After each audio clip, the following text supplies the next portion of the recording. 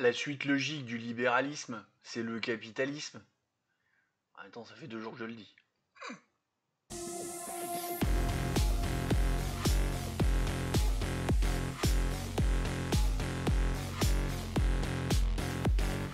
Salut mes bilouchis. Café? Ouais, hein, mais ça bosse aujourd'hui, hein. Faut pas croire, hein. Mais pour la prochaine vidéo, je vais aller m'en refaire un. Le point planning, comme annoncé hier, demain, Real Jat, t'as ton truc sur le Liban. Dans la série, je prends des risques. Je vais faire celui-là aussi. Il fallait pas. Et après-demain, on lance un nouveau trigramme, le trigramme taxe. Grâce au débile profond que je mettrai à l'honneur, je vais même le taguer pour lui montrer ça. Enfin bref, allez, je vous raconte tout ça. On va parler des taxes, des contributions, des impôts et des charges sociales. Sans plus attendre, le capitalisme, c'est parti. Commençons par une annonce. Vu que j'ai fait le planning de tous les mots pour les mettre tous les lundis, je peux vous dire que le 16 décembre 2024, ce sera le lundi où la liste fera son dernier mot. Voilà. J'ai fait le planning. J'aime bien planifier en fait. Je suis un chef de projet informatique, je vous rappelle. Voilà. Puis à l'ancienne en plus. Donc moi j'aime bien caler les trucs, voir où on va. J'attends vos propositions. Alors, proposer un mot en isme, mais ou pas. Hein. L'idée c'est de rester dans la doctrine politique. C'est vrai que pour l'instant j'ai fait que des mots en isme. À part, je crois que c'est la semaine prochaine ou la semaine d'après, il y en a un. Je me suis rabattu sur un mot en isme, mais à la base le premier mot il est pas. Bref, vous verrez. Hein. Faites vos propositions. Si c'est pas dans la liste, je le rajoute. Si c'est dedans, je vous dis c'est dans la liste. D'accord? Voilà.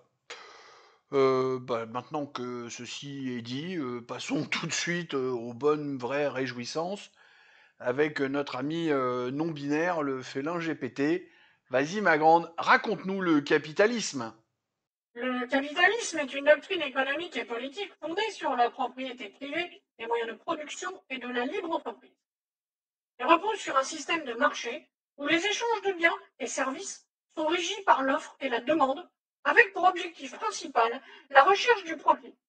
Le capitalisme valorise l'accumulation du capital, la concurrence entre les entreprises et la liberté économique avec une intervention limitée de l'État dans l'économie. Merci, c'est très gentil à toi. Eh ben, enchaîne tout de suite. Fais-nous un brin d'histoire, s'il te plaît. Le capitalisme trouve ses racines à la fin du Moyen Âge, avec l'essor du commerce et des premières grandes compagnies commerciales en Europe, comme les compagnies des Indes. Mais surtout, à partir du XVIIIe siècle, avec la révolution industrielle en Grande-Bretagne, il prend son essor en tant que système économique dominant. Auparavant, l'économie médiévale était basée sur le féodalisme, où les terres étaient la principale source de richesse. Avec la montée des villes et l'augmentation des échanges commerciaux, une nouvelle classe bourgeoise apparaît, accumulant des richesses et des capitaux. Au XVIIIe siècle, des penseurs comme Adam Smith posent les bases théoriques du capitalisme moderne avec des ouvrages comme La richesse des nations en 1776. Smith défend l'idée d'une main invisible du marché selon laquelle les individus, en poursuivant leurs intérêts personnels, contribuent au bien-être collectif. Au XIXe siècle, avec l'industrialisation rapide en Europe et aux États-Unis, le capitalisme se renforce et s'internationalise. Cependant, cette expansion s'accompagne de critiques notamment de la part des mouvements ouvriers et de penseurs socialistes comme Karl Marx, qui dénoncent l'exploitation des travailleurs et les inégalités créées par le système. Le XXe siècle voit la montée du capitalisme mondialisé avec des cycles d'expansion et des crises comme la Grande Dépression de 1929. Après la Seconde Guerre mondiale, le capitalisme s'adapte à travers des réformes, notamment avec l'État-providence et les régulations économiques. Le néolibéralisme, prônant la déréglementation et la mondialisation des échanges, domine la fin du siècle sous l'influence de figures comme Margaret Thatcher et Ronald Reagan. Aujourd'hui, le capitalisme, avec le système économique dominant dans la plupart des pays, bien qu'il soit continuellement débattu et critiqué pour ses effets sur les inégalités sociales et environnementales, en espérant vous avoir raconté une belle histoire. Bon, donc, comme je le dis depuis 2 jours dans les points planning, on peut voir que le capitalisme, c'est quand même très, très, très lié au libéralisme, ou j'ai pas compris. J'irais même jusqu'à dire indissociable, mais peut-être que je vais un poil trop loin là. Bah du coup, au niveau des représentants, des hommes politiques, des exemples qu'on peut avoir en France, si vous vous rappelez la liste qu'on a eue la semaine dernière, ben là c'est la même, moins un. Puis en même temps, en réfléchissant, ça m'a pas surpris. C'est Alain Madelin qui est sorti de la liste.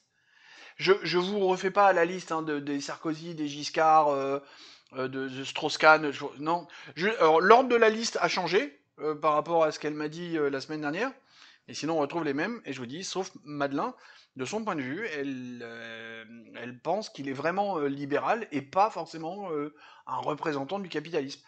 En même temps, moi, je me souviens de sa loi sur tout. Il a fait une très belle loi en 95. Ouais, c'est à 95 ou peut-être 94, je sais plus trop, mais on est vraiment dans ces eaux-là. Je travaillais dans un cabinet d'avocats d'affaires à l'époque en plus, donc j'étais vraiment touché par le truc. On a eu beaucoup de boulot grâce à ça. Il a fait une très belle loi pour faciliter l'entrepreneuriat. Entre autres, c'est là qu'on a descendu, ou qu'a été créé ou revisité le statut des SARL avec le capital à 50 000 francs. Allez, parce qu'à l'époque on était en francs. Aujourd'hui, je crois qu'ils l'ont mis à 8 000 euros, un truc comme ça. Mais il y a eu plein de choses qui ont été facilitées, surtout sur la gestion, sur le poste de gérant, qui fait que ça prenait beaucoup moins de risques qu'avant avec le principe de la responsabilité limitée, et ça a permis à plein de gens de développer des entreprises. Et sincèrement, sur le moment, ça a été vraiment une bonne chose. Bon, il y a des débiles profonds qui ont cru qu'avec la micro-entreprise ou l'auto-entreprise, ils allaient pouvoir refaire la même chose. Non, raté. Ce genre de truc, ça marche une fois. 20 ans plus tard, tu peux pas le refaire. Parce que les mecs, ils ont fait appliquer le même schéma en oubliant qu'il s'était écoulé 20 ans. Dommage, mais c'est vrai qu'on est un peu géré par des débiles parfois. Voilà, Alain Madelin, bon, pour parler que de lui, puisque vraiment il n'y a que de lui à parler. Je me rappelle aussi des socialo-communistes bretons quand j'habitais en Bretagne. Alors, pardon pour le pléonasme. Hein.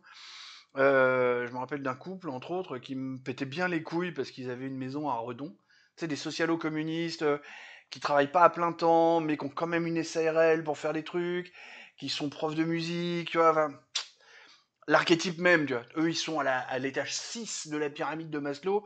Et quand tu leur dis, oh les gars, l'étage 2 est pas sûr, oh non, arrête, tu dis des conneries.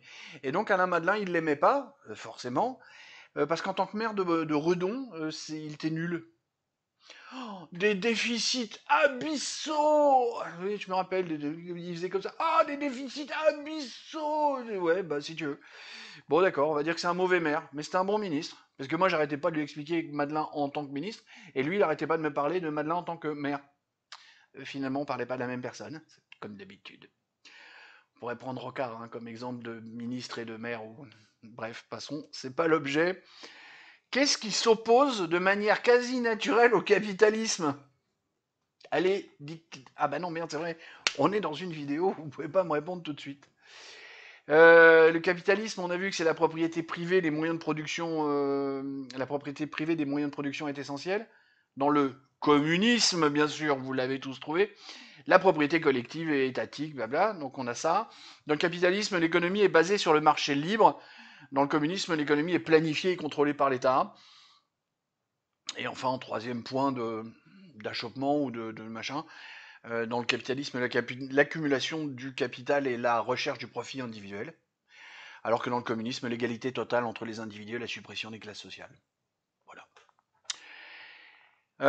Les dérives que l'on pourrait trouver au capitalisme, parce qu'il faut toujours en trouver, et je suis le premier à dénoncer ces trucs-là, c'est assez simple aujourd'hui. Alors, on va pas revenir justement sur l'historique, parce que s'il n'y avait pas eu ça il y a 50 ans ou il y a 200 ans, peut-être qu'on serait pas. Non, on réécrit pas l'histoire. On n'a pas ce pouvoir, malheureusement. Aujourd'hui, ça me paraît assez clair, et puis je vais même pas avoir besoin de descendre à faire mon gauchiste basique de standard. Quand on voit la fondation Bill et Melinda Gates, quand on voit l'enfer capitalistique qu'est ce truc, et ces deux salopards, Bill encore plus salopard que les autres, essayer d'être là, oh mais on fait du bien dans l'humanité, mais en espèce d'enculé, bah putain, le mec a mandaté des gens pour aller conseiller des États en Afrique, les a mis à la ruine pour les tenir par les couilles ensuite. Enfin, Bon, pareil, on dérive pas trop là-dessus parce que c'est pas l'objet, mais bon, quand je vois la fondation Bill et Melinda Gates et son fonctionnement, je vous invite à vous regarder pour voir ça, vous allez voir, c'est un enfer capitalistique. Quand on voit des trusts comme Monsanto qui sont justement partie prenante dans la fondation Bill et Melinda Gates, enfin c'est voilà, Monsanto c'est juste un enfer. BlackRock, des trucs comme BlackRock, c'est à vomir ça. Pour moi voilà, ça c'est l'archétype des dérives du capitalisme. Ce qui fait qu'à mon avis, et c'est, je vais, contrairement à mon habitude, être un petit peu mesuré, je pense que dans un pays où il fait bon vivre, il faut une dose de capitalisme circonscrite à certaines choses. De la même manière, comme j'ai dit tout à l'heure, le libéralisme, enfin voir, hein, le capitalisme est indissociable du libéralisme. Mais là, c'est pareil, je vais avoir un peu le même discours que la semaine dernière. Je vais reprendre mon exemple de boulanger. Tant que le boulanger fait du pain qui ne tue pas la population, donc il fait un pain correct, qui répond à une certaine norme qui pourrait être mise en place par l'État, mais une norme légère, genre le pain ne doit pas tuer la population, tu vois, enfin, truc tu vois, assez simple. Il faut mettre une dose de capitalisme à ces endroits-là pour que les gens se tirent un peu la bourre, qu'il y ait une concurrence, que ça fasse une émulsion, mais une émulsion positive, pas une course effrénée au gain d'argent complètement débile. À finir à la Picsou, ah, j'ai des piscines de pièces d'or, ah, j'en peux plus, j'en peux plus. Non, un truc qui fait une émulsion, un truc qui invite à une petite dose de compétition, mais pas à outrance. Tu vois, juste calme. Et pas sur des secteurs stratégiques.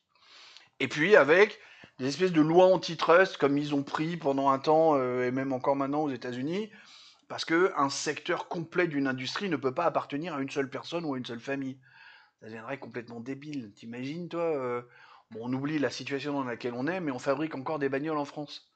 T'imagines, d'un coup, il y a un seul mec qui a réussi à tout racheter, tout truster.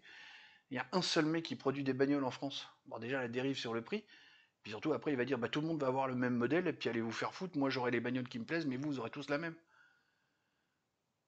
Finalement, le capitalisme, c'est l'opposé du communisme. Mais si on le dérive à mort, ça devient la même chose.